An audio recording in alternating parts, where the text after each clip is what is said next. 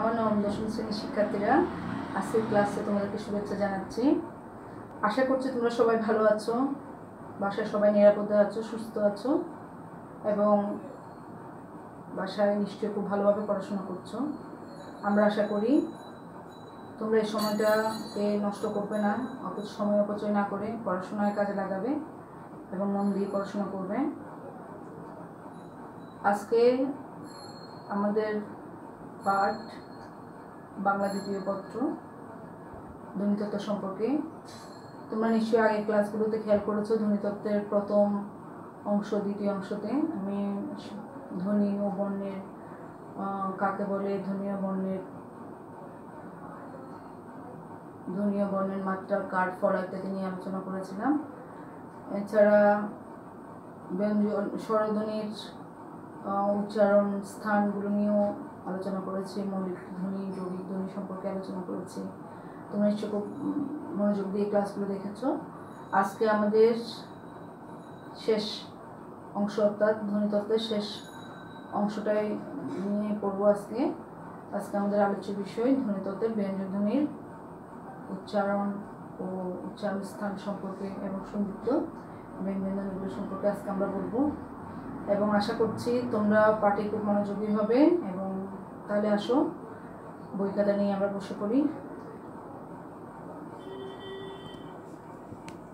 শিক্ষার্থীরা খেয়াল করো, আজকে আমাদের পাঠের আলোচ্য বিষয়গুলো হচ্ছে ব্যঞ্জনধ্বনি কাকে বলে, ব্যঞ্জনধ্বনি ও ব্যঞ্জন বর্ণের সম্পর্ক, উচ্চারণ স্থান ও উচ্চারণ রীতি সম্পর্কে আজকে আমরা জানবো এবং এছাড়া আমরা আরও জানবো সংযুক্ত ব্যঞ্জনধ্বনি এবং যুক্ত ব্যঞ্জন বর্ণগুলো সম্পর্কে।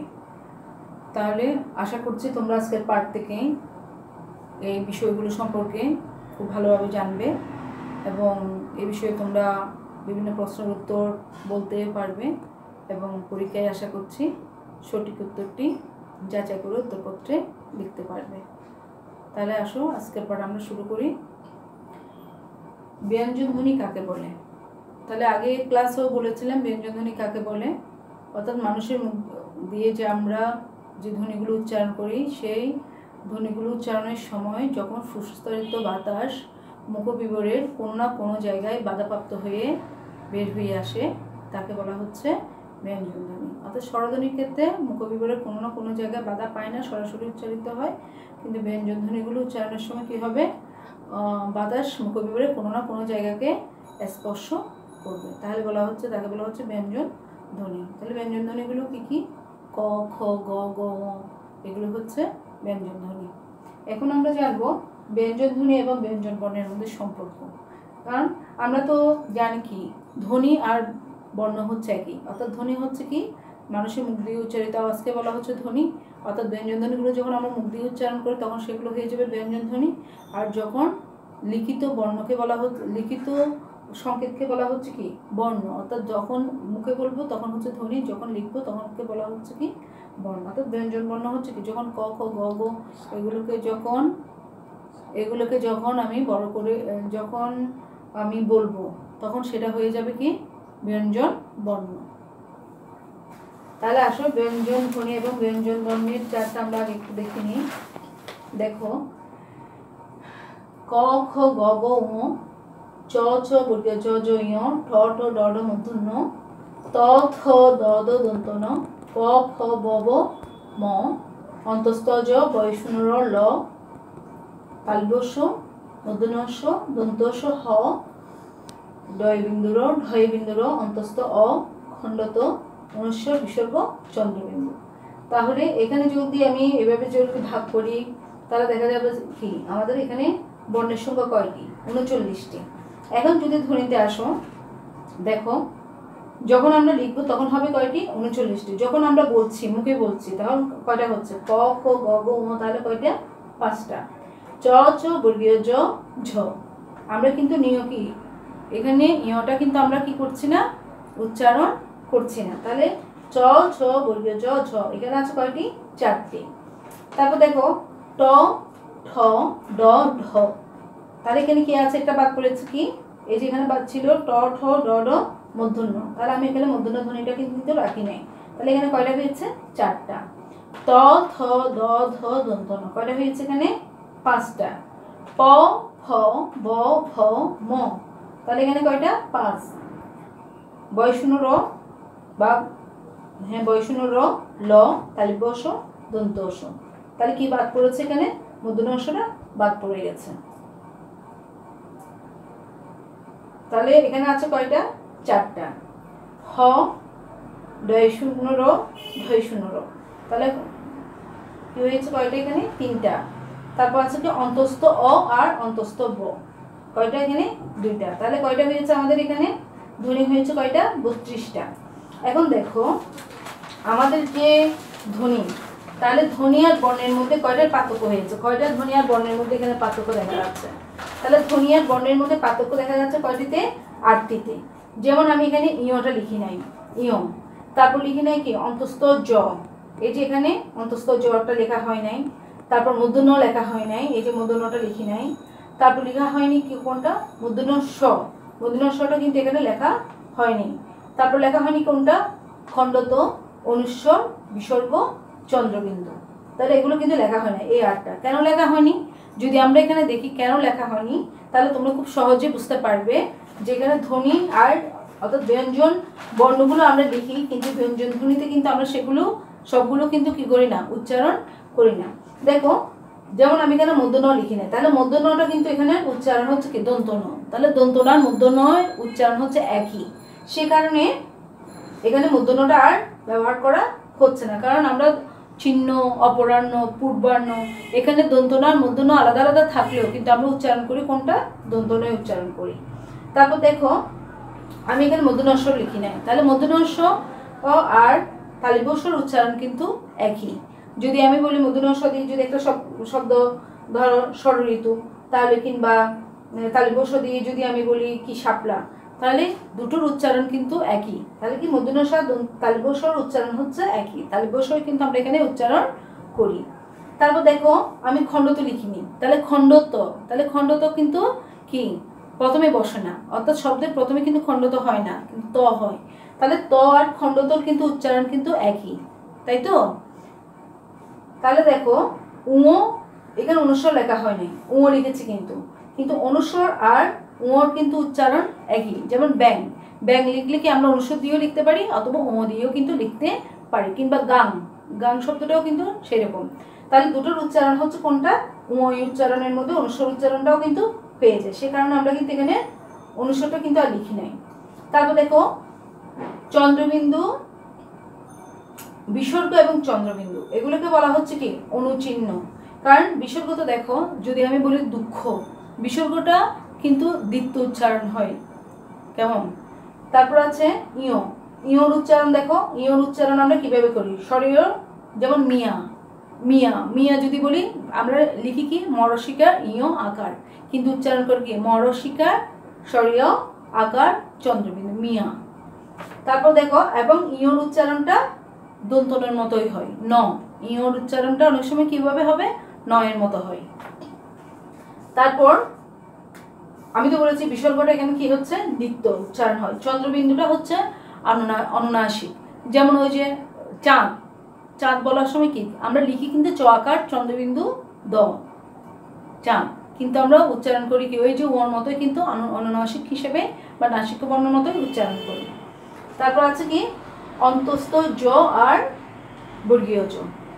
এখানে আমি কি লিখি নাই? অন্তস্থ জটা লিখি নাই। কারণ লিখি নাই কেন? কারণ এখানে তো আমি বর্গীয় জ লিখেছি, তাহলে বর্গীয় জ আর অন্তস্থ জের উচ্চারণ হচ্ছে একই রকম। যেমন আমি যদি বলি তোমাদেরকে যদি, তাহলে যদিটা বানান আমরা কিভাবে লিখি? অন্তস্থ জ দয়ে রস্বীকার যদি, কিন্তু আমরা মুখে বলি কি? যদি, অর্থাৎ বর্গীয় জোর উচ্চারণ আর অন্তস্থ জয়ের উচ্চারণ আমরা একসাথে করে ফেলি।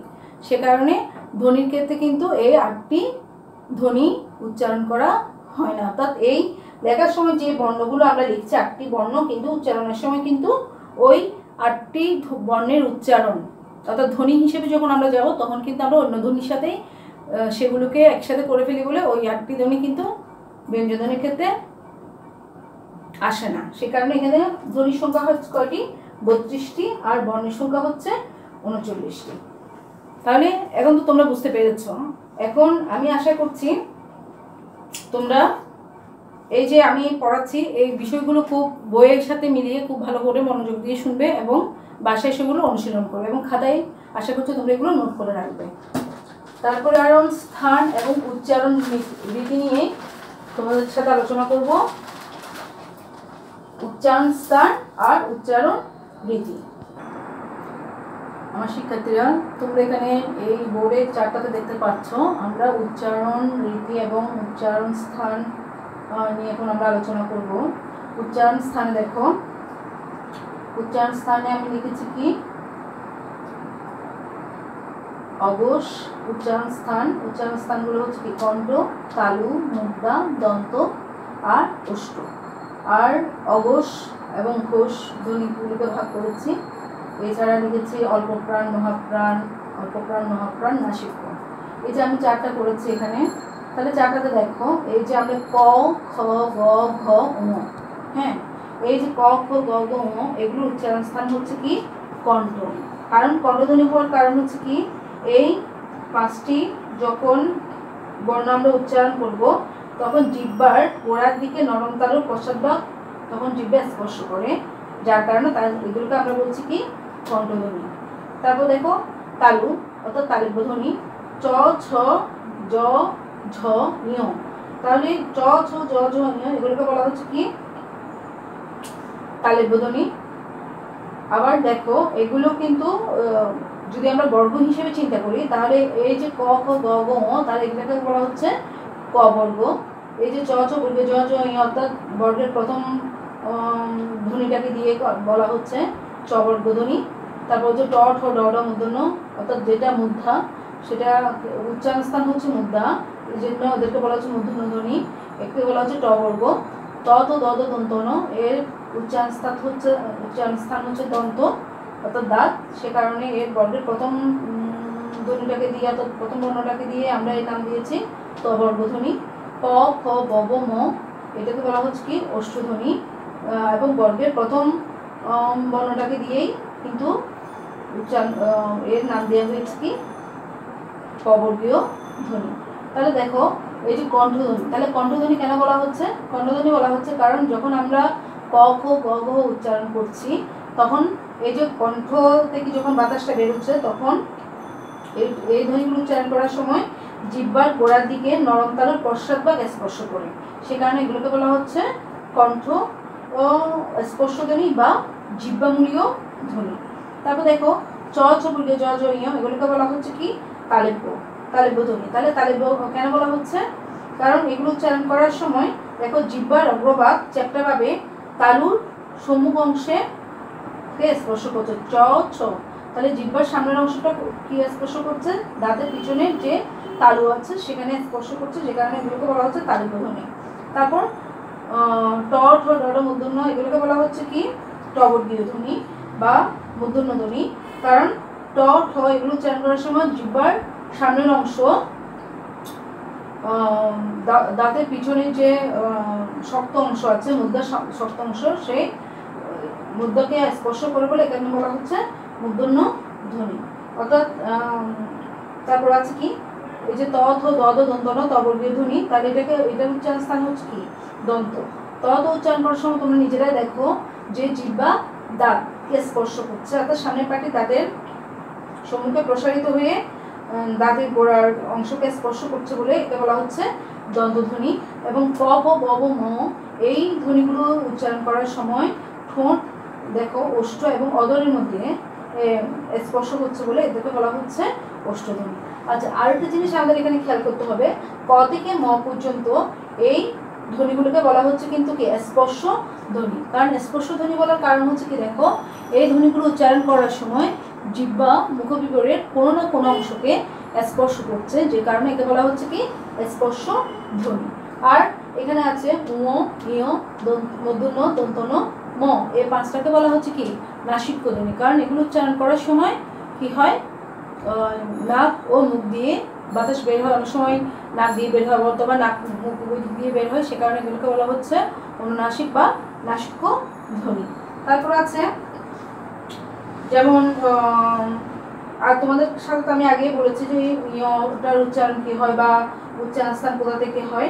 আর যদি আমরা এখানে আরেকটা জিনিস খেয়াল করে দেখো, অল্প প্রাণ মহাপ্রাণ, তাহলে অল্প প্রাণ কি, এই ধ্বনিগুলো উচ্চারণ করার সময় যেমন দেখো ক, ক উচ্চারণ করার সময় কিন্তু আমরা তো কি হয়, ফুসফুস থেকে যে বাতাসটা বের হয় সেটা কম, চাপটা কম থাকে, যেমন ক, গ, এই ধ্বনিগুলো উচ্চারণ করার সময় বাতাস কম, জোর কম লাগে বলেই সেগুলোকে বলা হচ্ছে অল্প প্রাণ। কিন্তু তোমরা উচ্চারণ করে দেখো খ কিংবা ঘ যখন আমরা উচ্চারণ করব তখন কি ফুসফুসতারিত বাতাস দিয়ে বের হওয়ার সময় একটু জোরে বের হয়, খ, ঘ, তখন এগুলোকে বলা হচ্ছে কি মহাপ্রাণ ধ্বনি। তেমনি এখানে দেখো চ, জ অর্থাৎ বর্গীয় জ, এগুলো হচ্ছে অল্প প্রাণ, ছ, ঝ এগুলো হচ্ছে মহাপ্রাণ, ট, ড এগুলো হচ্ছে অল্প প্রাণ, ঠ, ঢ এগুলো হচ্ছে মহাপ্রাণ। অর্থাৎ বর্গের প্রথম আর তৃতীয়, বর্গের প্রথম আর তৃতীয় ধ্বনিটাই হচ্ছে কি অল্প প্রাণ, আর দ্বিতীয় চতুর্থ ধ্বনিটাই হচ্ছে কি মহাপ্রাণ। তারপর আসো অঘোষ আর ঘোষ। তাহলে অঘোষের মধ্যে কি হয়, অঘোষের মধ্যে হয় কি, যেখানে স্বরতন্ত্রী অনুরণিত অর্থাৎ বেশি অনুরণিত, অঘোষ ধ্বনি উচ্চারণের সময় স্বরতন্ত্রী বেশি অনুরণিত হয় না, যেমন খ, ঘ, অঘোষের মধ্যে কি আছে ক, খ, এই ক, খ ধ্বনিগুলো উচ্চারণ করার সময় কি হয়, স্বরতন্ত্রী বেশি অনুরণিত হয় না, অর্থাৎ স্বরতন্ত্রী কাঁপে না, সে কারণে এগুলোকে বলা হচ্ছে অঘোষ ধ্বনি। গ, ঘ এই ধ্বনিগুলো উচ্চারণ করার সময় কি হয়, স্বরতন্ত্রী বেশি অনুরণিত হয় অর্থাৎ কাঁপে। তাহলে বর্গের প্রথম আর দ্বিতীয় ধ্বনিটা হচ্ছে অঘোষ, আর তৃতীয় আর চতুর্থ ধ্বনিটা হচ্ছে ঘোষ। তাহলে ক থেকে ম পর্যন্ত এই যে 25টি বর্ণ এখানে আছে দেখো, সেখানে কিন্তু আমরা অল্প প্রাণ, মহাপ্রাণ আর অঘোষ আর ঘোষ ধ্বনিগুলোকে কিন্তু আমরা এখানে চিহ্নিত করে ফেলেছি। তাহলে আশা করছি তোমরা এগুলোকে বাসায় একটু ভালো করে পড়বে, এবং বাসায় যদি তোমরা একটু অনুশীলন করো আশা করছি তোমরা এগুলোকে খুব ভালোভাবে পারবে। তারপরে দেখো অন্তস্থ ধ্বনি বলা হচ্ছে কি, অন্তস্থজ বয়সনুর, এগুলো এখানে নেই, অন্তস্থজ বয়সনুর ল, ব এই ধ্বনিগুলোকে বলা হচ্ছে, আমি মুছে দিই,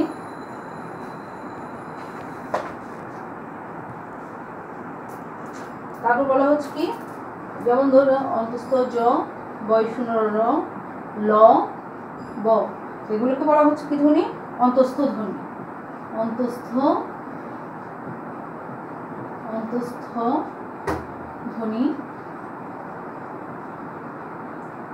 কারণ এগুলোকে অন্তস্থ ধ্বনি বলার কারণ হচ্ছে কি, অন্তস্থ জ মানে দোদিত ধ্বনিটা সমতালে স্পর্শ করে, এবং এই ধ্বনিটাকে বলা হচ্ছে তালব্য ধ্বনি। র, র, রকে বলা হচ্ছে কি দেখো র, র উচ্চারণ করার সময় কি বলা হচ্ছে র, র উচ্চারণ করার সময় এটাকে বলা হচ্ছে কম্পন জাত ধ্বনি, কারণ এটা বলার সময় কি হবে, জিহ্বার অগ্রভাগ কম্পিত হয় বলে একে বলা হচ্ছে কম্পিত ধ্বনি। তাহলে রকে বলা হচ্ছে কি কম্পিত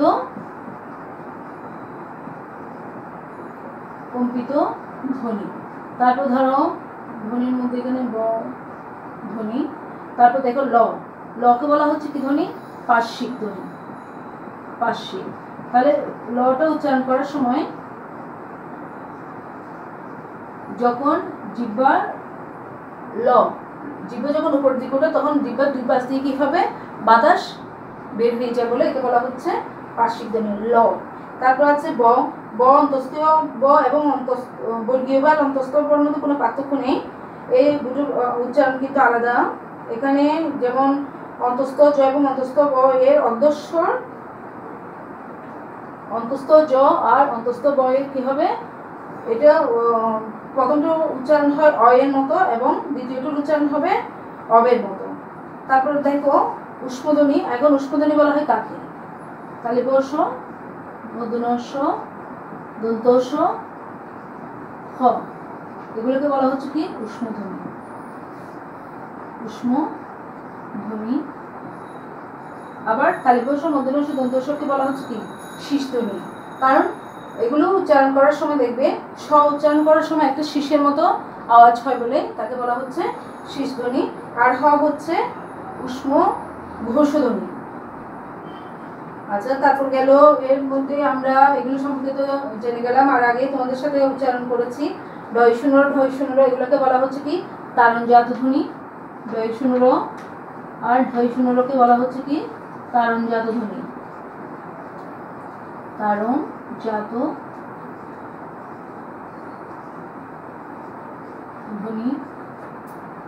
তাহলে এগুলোকে তারণজাত ধ্বনি বলার কারণ হচ্ছে কি, এগুলো উচ্চারণ করার সময় জিহ্বা উল্টো পিঠের অগ্রভাগ, জিহ্বার অগ্রভাগের তলদেশ দ্বারা অথবা উল্টো পিঠের দ্বারা উপরের দন্তমূলে দ্রুত আঘাত করে বলে এদেরকে বলা হচ্ছে তারণজাত ধ্বনি। তাহলে এখান থেকে আমরা সাধারণত বুঝে নিয়েছি যে কোন ধ্বনিগুলোকে কোন কোন ধ্বনি নামে কি করা হয়, অর্থাৎ এদের নাম কি কি হতে পারে। যেমন রকে বলা হচ্ছে কম্পিত ধ্বনি, লকে বলা হচ্ছে পার্শ্বিক ধ্বনি, খালি বসমূর্ধন্য সদন্ত হকে বলা হচ্ছে উষ্মধ্বনি, ডয়সূন্যকে বলা হচ্ছে তারণজাত ধ্বনি। তাহলে আমরা এখান থেকে অন্তত বুঝে গেছি যে ধ্বনিগুলোর উচ্চারণ স্থান কীভাবে এবং উচ্চারণ রীতিটা এদের কোথায় হবে। আচ্ছা, এখন আমরা আলোচনা করব, এখন তো আমরা উচ্চারণ ব্যঞ্জনের উচ্চারণটা পড়ে ফেলেছি, এখন আমরা যুক্ত ব্যঞ্জন নিয়ে একটু আলোচনা করব। যুক্ত ব্যঞ্জন অর্থাৎ আমরা যে যুক্ত ব্যঞ্জন অর্থাৎ আমরা যতদিন যুক্ত বর্ণ পড়েছি সেই যুক্ত ব্যঞ্জনগুলোর নিয়ম কীভাবে হয়েছে সেগুলো নিয়ে আমরা একটু আলোচনা করবো। অর্থাৎ কীভাবে এগুলো গঠিত হয়, যুক্ত ব্যঞ্জনগুলো কিসের সাথে কিসে যুক্ত হয়ে যুক্ত ব্যঞ্জন গঠিত হয় সেটা আমরা একটু করবো। দেখো এখানে একটা চার্ট দেওয়া আছে, চার্টটাতে একটু খেয়াল করো। যেমন দেখো, যুক্ত ব্যঞ্জন ধ্বনির দোতনার জন্য যুক্ত ব্যঞ্জন ধ্বনির দোতনার জন্য দুটি বা অধিক ব্যঞ্জন বর্ণ একত্রিত হয়ে সংযুক্ত বর্ণ গঠিত হয়। তাহলে সংযুক্ত ব্যঞ্জন ধ্বনি কিভাবে গঠিত হবে, যে দুটো বা তার অধিক ব্যঞ্জন বর্ণ নিয়ে কিন্তু সংযুক্ত ব্যঞ্জন বর্ণ গঠিত হয়। বাংলা ভাষায় সাধারণত তিনভাবে সংযুক্ত ব্যঞ্জন গঠিত হতে পারে। যেমন কার সহযোগে, তাহলে কার সহযোগে আমরা প্রথম ক্লাসে বলেছিলাম কার কয়টি, তাহলে কার হচ্ছে স্বরবর্ণের কার 10টি। তারপর কার দিয়ে যে আমরা শব্দগুলো তৈরি করেছি, ফলা, ফলা কয়টি 6টি। যেমন কি আছে নফলা, বফলা, মফলা, তারপর আছে কি লফলা, এরকম 6টি ফলা আছে। তারপরটা আছে কি ব্যঞ্জন বর্ণের সাথে ব্যঞ্জন বর্ণ সহযোগী, অর্থাৎ একটা ব্যঞ্জনের সাথে আরেকটা ব্যঞ্জন সহযোগী কীভাবে যুক্ত বর্ণ গঠিত হয় সেখানে সেই চারটা নিয়ে আমরা এখন পড়বো, সেই বিষয়টা নিয়ে আমরা এখন পড়বো। দেখো সংযুক্ত ব্যঞ্জন বর্ণ, অর্থাৎ সংযুক্ত ব্যঞ্জন বর্ণ কী হয়, তুমি দুটো বর্ণ দিয়ে যুক্ত করতে পারো অথবা দুইয়ের অধিক বর্ণ দিয়েও কিন্তু সংযুক্ত ব্যঞ্জন বর্ণ গঠিত হতে পারে। যেমন আমরা এখানে দিয়েছি কি ক্ষীয়, তাহলে ক্ষীয় ক যোগ মূর্ধন্য ষ সমান ক্ষীয়। তাহলে ক্ষীয়তে শব্দ কি হতে পারে, শক্ত, ভক্ত। তারপর আছে হয়ম, হ যোগ ম, তোমরা অনেক সময় ক্ষীয়ের সাথে কিন্তু হয়মটাকে যুক্ত করে মিলিয়ে ফেলো, তাহলে হয়ম দিয়ে কি হয় ব্রহ্ম, ব্রাহ্মণ। তারপর আছে দেখো ইয় যোগ, তাহলে ইয় যোগ জ কি হয় গঞ্জ, সঞ্জয়। হয় ন, হ যোগ দন্তন বন্যী, পূর্বাহ্ন। তাহলে হ যোগ মূর্ধন্য দিয়েও হয়, হ যোগ দন্তন্য দিয়েও হয়, যেমন মধ্যাহ্ন। তারপর কি আছে অপরাহ্ন, এ ধরনের আছে। বর্গীয় জয়ে ঝ, বর্গীয় জ ঝ, তাহলে কি শব্দ হয় উজ্জ্বটিকা। তারপর আছে মূর্ধন্য নয়ে ট, তাহলে মূর্ধন্য নয়ে ট কি আছে ঘণ্টা, বন্টন ইত্যাদি। মূর্ধন্য শয়ে ক, মূর্ধন্য শ যোগ ক শুষ্ক, পরিষ্কার। তাহলে পরিষ্কার শব্দটা দেখো, পরিষ্কার কিন্তু মূর্ধন্য শ দিয়েই হয়। পরিষ্কার আর পুরস্কারের মধ্যে একটু পার্থক্য আছে।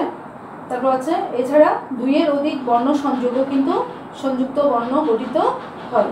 যেমন দেখো এখানে ক্ষীয়র সাথে একটা কি যুক্ত করা হয়েছে ম, ক্ষীয় ম, তাহলে ক যোগ মূর্ধন্য ষ যোগ ম সমান কি হয়ে গেছে, শব্দ কি হতে পারে সূক্ষ্ম।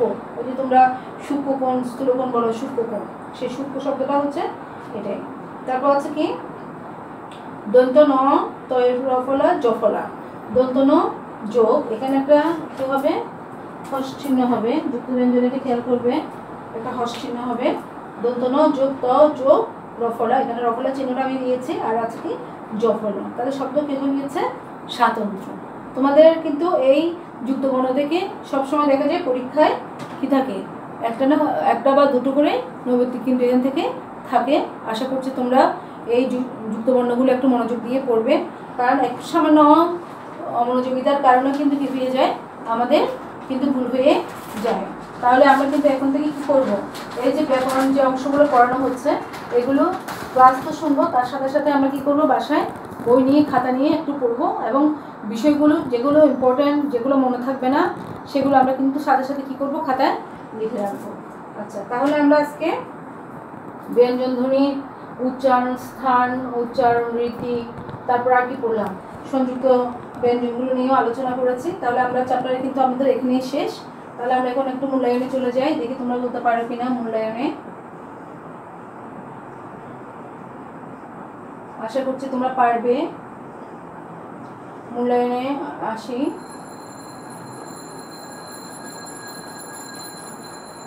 যদি বলি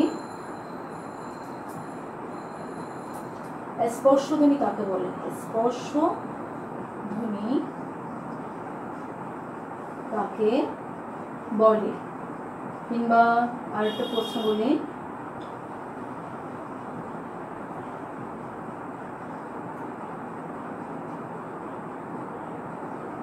ল কে কোন ধ্বনি বলা হয়, ল কে কোন ধ্বনি বলা হয়। তারপর আরেকটা প্রশ্ন আমি দিচ্ছি তোমাদেরকে, ব্যঞ্জন বর্ণের ব্যঞ্জনধ্বনি কয়টি, বাংলা ভাষায় ব্যঞ্জনধ্বনি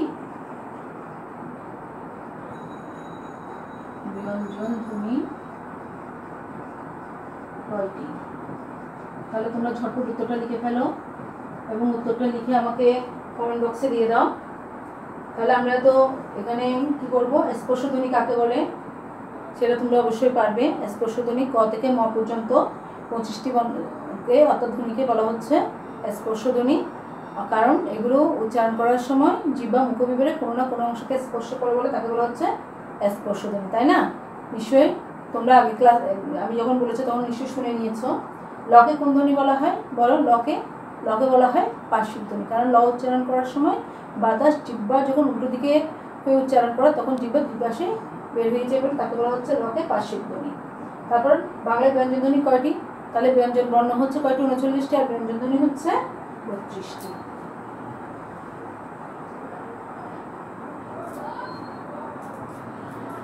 আমরা একটু বাড়ির কাছে চলে যাই।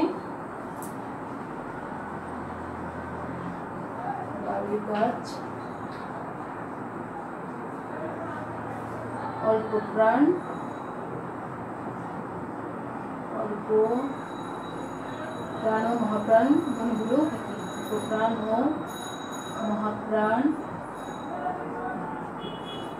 ধ্বনিগুলো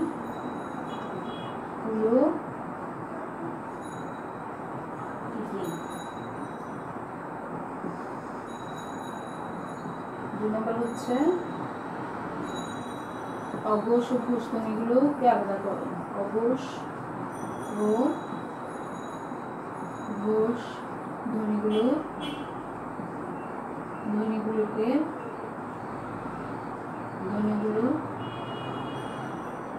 কি বা আলাদা করে দেখাও।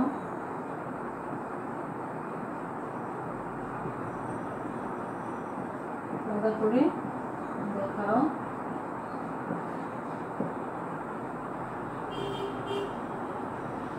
আচ্ছা, যুক্ত ব্যঞ্জন,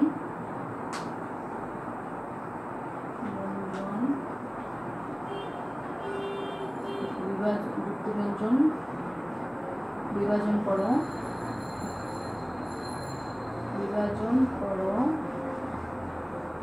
যেমন প্রিয়ম, হইন, তারপর আছে কি